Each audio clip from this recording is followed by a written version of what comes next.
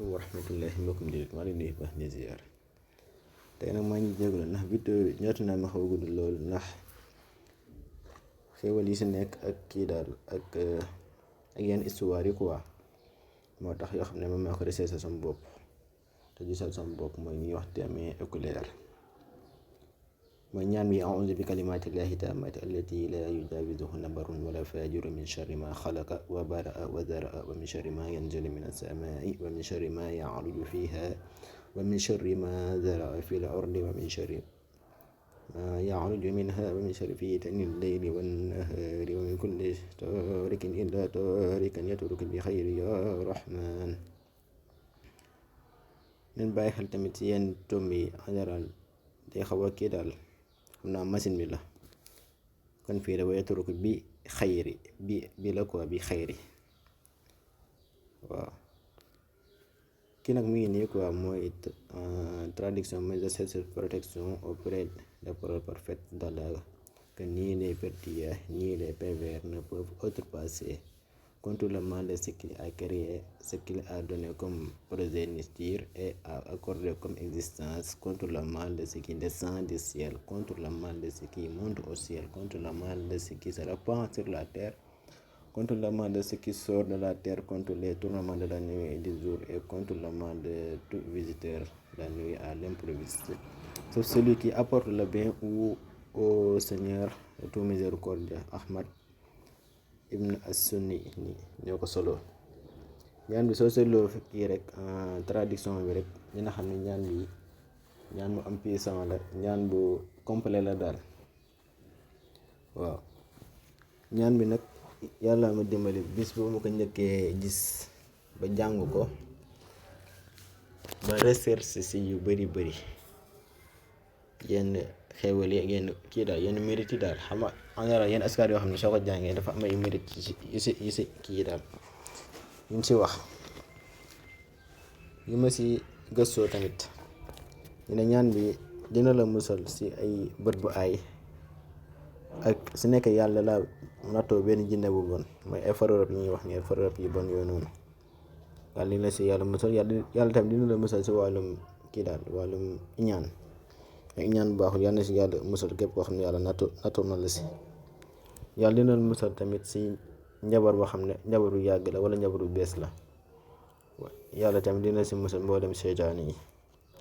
ni si nekkee nit ki dafay faral yi jàng ñaan bii nii mais suñu borom yàlla da koy kii daal da koy musal si mbooleem kii daal mbooleem yoo xam ne ay ñaawteef la daal ay mbooleem yoo xam ne jinne yi ñoo koy créé en daal wala di ko def ñoom seen pexe daal pexe jinne yi mu ne parfois tamit dina la dimbali tamit si nekkee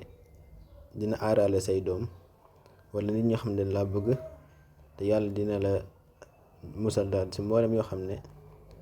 ay source de mal la daal waaw source de mal mu ne ñaan bi tamit dina la musal si mbooleem jinne yoo xam ne même seen degré li muy bëri li muy am doole dina musal seen pexe daal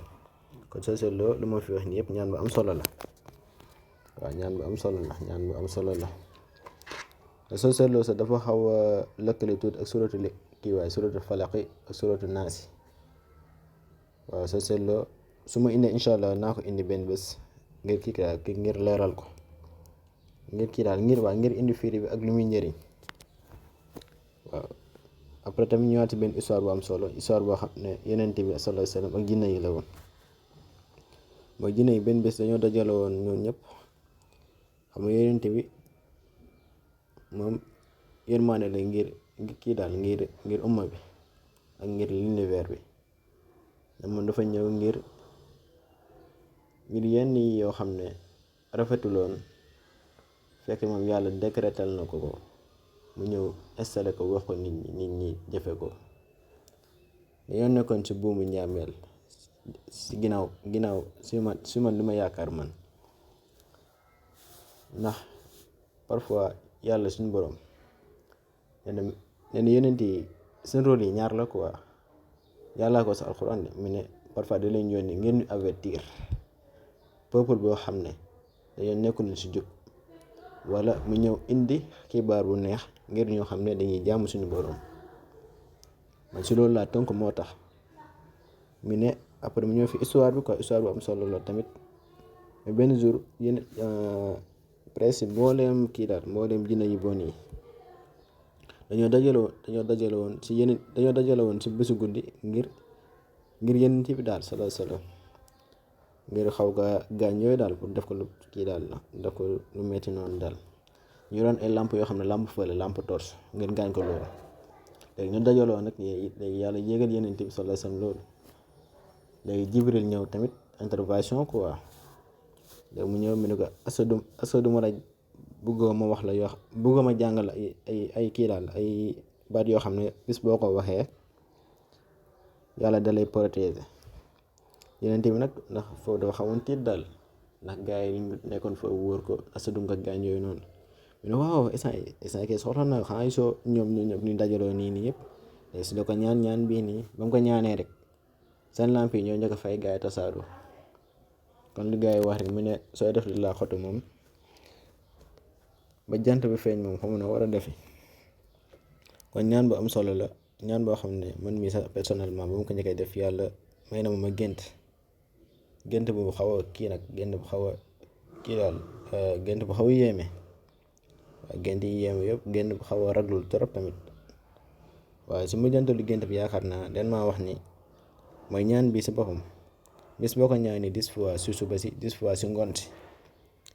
yàlla dina la musal si vengeance su jinne yi. mais ñaan bi nag ginnaaw xadis bi bu nekk benn yoon na ko war a suba si ak ngoon si mais bii moom damaa ko gént quoi personnellement. mais vengeance nag man su ma ko déggee kon mu comprendre en général jinne soo def lu baax te leer na ni moom lii nii soo koy def da ngay gaañ wala moom mu perte si lu bëri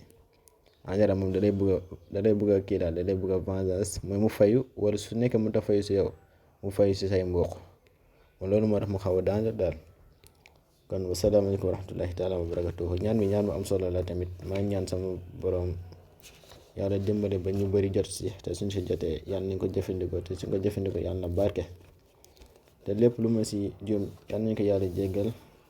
allahumma anta rabbi la ilaha illa anta xalaqtani wa ana abduka wa ana ala ahdika wa ahdika mastata'tu a'udhu bika min sharri ma sana'tu abu'u laka bi ni'matika alayya wa abu'u laka bi dhanbi faghfir li fa innahu la yaghfiru dhunuba illa anta. Assalamu alaikum wa rahmatullahi ta'ala wa barakatuh.